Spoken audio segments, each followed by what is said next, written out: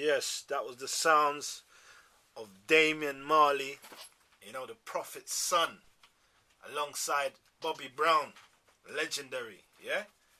And you know, that was a beautiful sound. I'm going to keep that moving right now. So anyway, folks and listeners, thank you for tuning in once again to the Uncle Drummer Show.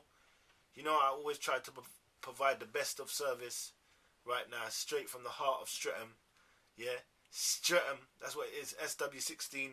It's always love, you know, and it's another beautiful day. I know the weather's not too great, mate, but, you know, we try. We try to provide a nice service while the weather's bad, and, you know, sometimes you got to balance it out. But anyway, Mr. Mohamed. Yep. How are you, sir? I'm good, like I said. You good, yeah? Yeah. All right. I'm very, very glad that you're in the studio today. Mr. Mohamed is a 19-year-old. He's a motivational speaker. He speaks to young people, and he's got a very positive message. He's also a poet. He's got his poetry, and he's going on with a lot of stuff right now. And what we're going to do, we're going to get into a nice little interview with him, and we're going to break down some of the things that he talks about in his life, some of his dreams, goals, and ambitions. And he's a remarkable young man, you know, and it's definitely an honor when you see young people like Mohamed, because, you know, it's not every day you see someone like Mohamed, and that's being real with you. There's a lot of kids that are good kids, and there's a lot of kids that all come underneath the same bracket, but Mohamed, he's a one-off. Yeah, so let's get into this. So, Mr. Mohamed, your age is 19 years old, right? Yeah. All right, cool. And what part of London do you live in? I live in Fulham. Okay. You been living there all your life, or? No, I've been moving around. Okay, cool. But you're at home in Fulham right now, yeah? Yeah. All right, excellent. All right, the first question I'm going to ask you is, at what age did you start doing your poetry? Let's work on poetry first. Okay, poetry, it was last year. I used to listen to a lot of music, especially like Tupac, Ice Cube, all those 90s. And they've inspired me to write my own poetry, to put my emotions into papers. Yes. Like I always say, all I need in this world is like my paper and my pen.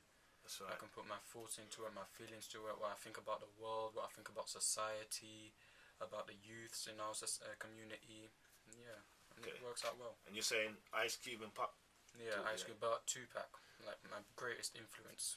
It's Tupac. Like, yeah, who inspired me the most to pick a paper and pen. That's excellent. That's excellent. So, all right. So you started that at, what was it, 17? 18. 18. Okay, 18. Yeah. Like 17, yeah, I had a little bit of interest, but I was still hesitant. But it was 18, yeah, when I've decided this is what I want to do. You're gonna go for it. Yeah. All right. Big move. All right. So, when did you start? At what age did you start your motivational speaking? I started, like, it's always something I've been interested in and passionate in last year, but like officially I started this year with two of my other friends. And you just went out there, It's really good, yeah. I think like everyone's heading into one direction, and sometimes it is good, yeah, to change to another direction. Like my favorite quote is, yeah, it takes a revolution to do something out of the ordinary. Big. So yeah, Big. exactly. Okay, so all right then, so you started at this year, yeah? So how did you get yourself into that? What was the first move that you done that got you into that field? Well, first thing I've done is believed in myself. You know, I believed in myself, and this is what I want to do.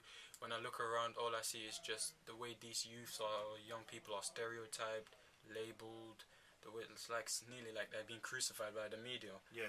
So I was like, you know what? I want to make a difference. I want to step my foot there. I want to stand up, and I want to make a difference. So me and my friend got together, and we created this like production business called Alliance Productions, and we just put out poets there, or we're gonna put out poets there, motivational talks there, and like a lot of different things for the youth. We're representing them. You know, Big. we want to show the older people, yeah, that if we're given a chance, yeah, we can achieve a lot. There's more to life on, you know. That sounds neat, man. Exactly. And you say you're doing it with a few other people. Yeah, two of my other friends. You want to big them up now? You're on the radio. Yeah, Sean and Elliot. Sean and Elliot, yeah. All right, and they're your chairman in your Exactly. organisation. Yeah. That's big. All right. Next question I want to ask you is, yeah, was you always like this, or was you just like every normal child and then you just changed? I was like every other normal child, but the way this is what I've learned.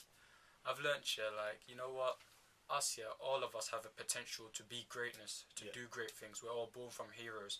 The way I see it is, yeah, God has blessed us all with gifts, talents, and skills, with so much blessings. So it's good to be grateful for that blessings. You know, you can rap, that's good. You can write, that's good. So the way I see it is, God has given me all this year, so I've got to give back that blessings to the community to thank God, as a way to thank God and to show Him I appreciate it. So that's the way I see it. Like, I wasn't always like this. Yeah, there was at some stage of my life here, I was like, you know what, I'm just gonna screw up my life. I don't care. But when I look around now, yeah, when I see around, yeah, and all these talented young people, all these gifted young people, and it just makes it hurts my heart. It depresses me, you know. Yes. It really depresses me. Like my friend Sean told me, the place here with the richest place here on earth is the graves, because that's where all the dreams here, all those dreams who are not accomplished yet. So I just want to I want to go out there, put out my business out there, yeah, but also give other people opportunity. You know, I want to shine. I want to turn my weaknesses into strengths, at the same time allow other people around me to shine, because we've all deserved that chance to shine, to give this world our all, to give this world our all before we leave. Not to regret anything, because regret is one of the biggest mistake, you know. Big, nice. So, you know, when I'm listening to you, you sound like a person that's older than your age. Like it's like, I don't know if it's the knowledge or whatever it is, but you sound like someone older than your age. You sound much more maturer. You sound much more.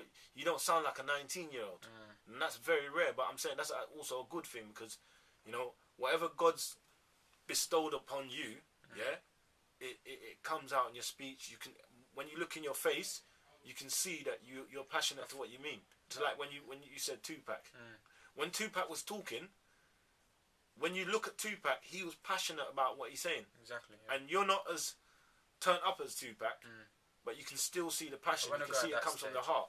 Yeah, that's big. Because, like, I think, yeah, this is deep. I think, yeah, like, God, yeah, like, the way I see it, or I told a friend of mine, yeah, is God has made the road for us all, you know what I'm saying? And it's just that the decisions you make and the choices you make, yeah, determines whether you're still going to walk on that road, yeah, or you're going to deter from it. So I've decided a long time, yeah, to follow my heart, and wherever my heart takes me. And you know what? And I feel I put my faith in God. That's right. I've put my faith in God, you know. So I'm going to follow my heart wherever it takes me. I'm going to be honest. I'm going to be truthful. I'm going to try to be positive, because at the end of the day, yeah, it's like what kind of positivity you put out there in the world. So if you put out positivity, or if you have positive thoughts and you've got a positive heart, yeah, obviously positive things is going to come to you. But if you've got a negative perspective, and you've got a negative thought and vibe, yeah, or negative things is going to happen to you. So I've decided to remain positive, keep my head up. Like That's right, my brother. Keep your head up and just walk on this road. And I've put my faith in God, I've put my trust in God, and everything's already written out for me, so there's nothing for me to fear. I've got more ambitions than fear. That's right, my brother. So you see your life, yeah? Are you coming from your family life background? Are you coming from a religious background, or? Well, kind of, yeah. I do come from a religious background, yeah. What your family? What's your family's religion? Islam. Muslims. Okay, so have you grown up with the teachings of Islam? Yeah, but slowly started to change. But I still have, you know what I'm saying, I still have that Islam in my heart. Yeah, that's good. That's very good, my brother. And, you know, I think that religious backgrounds, you know, their kids do turn out positive, because they got morals, and they've got stuff that they've grown up on.